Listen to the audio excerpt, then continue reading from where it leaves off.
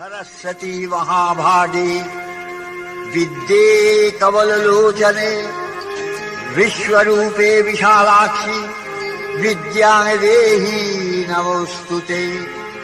भद्रकाल्यै नमो नित्यं सरस्वत्यै नमो नमः।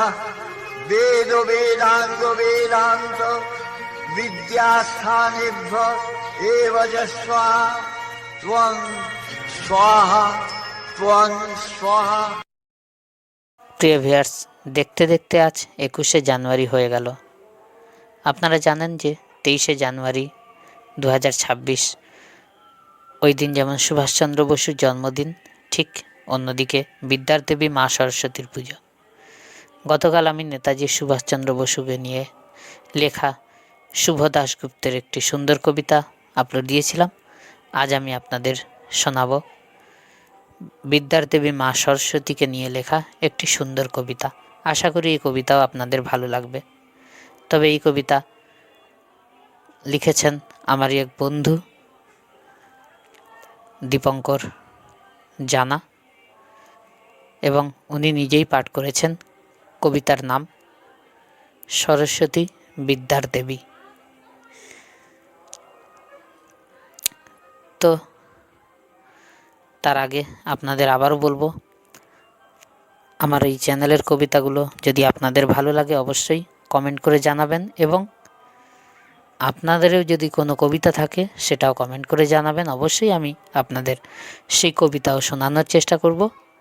আর তারও আগে আমার এই ইউটিউব চ্যানেল শুধু কবিতার জন্য, এই চ্যানেলটিকে সবাই সাবস্ক্রাইব করে প্রত্যেকের কাছে বেশি করে শেয়ার করবেন, সবাই যাতে আমার এই কবিতাগুলো শুনতে পারে এবং এই চ্যানেলটিকে সাবস্ক্রাইব করতে পারে। তো চলুন শুরু করি আজকের কবিতা। কবিতা সরস্বতী বিদ্যার দেবী। কবি দীপঙ্কর জানা।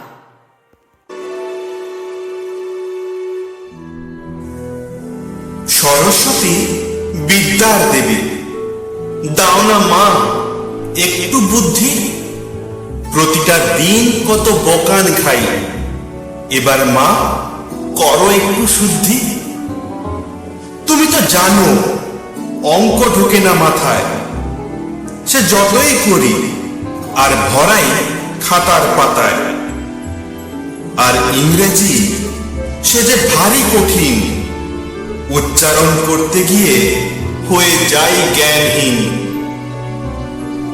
আর কি বলবো ইতিহাসের কথা, সাল তারিখ ভাবতে ভাবতে ঘুরে যায় মাথা। ভূগোল আর বিজ্ঞানেতে মোটামুটি, তবু কেন যে পরীক্ষাতে পাই কেবল রসগোল্লাটি। বাংলা আমার মাতৃভাষা, সেটাই শুধু একটু খাসা। তবে বেরোলে খাতা, তাতেও পেতে হয় সাজা। কারণ আর কি বলবো, আমি বানান ভুলের রাজা। তাই তো বলি মা, দু পায়ে ধরে তোর, এবার থেকে রোজ সকালে উঠবো ভোর ভোর। পুষ্পাঞ্জলির আগে খাবো না কুল, আর পড়ার আগে তোমার পায়ে প্রণাম করে দেব গাঁদা ফুল। সত্যি বলছি, আর ভালো লাগে না। দাও না মা একটু সুমতি। এ জীবনে চলার পথে পাই যেন মা একটু গতি। তুমি তো মা সরস্বতী দেবী বিদ্যা, তাই একটু দয়া করো মাগো, পাই যেন উদ্ধার, পাই যেন উদ্ধার।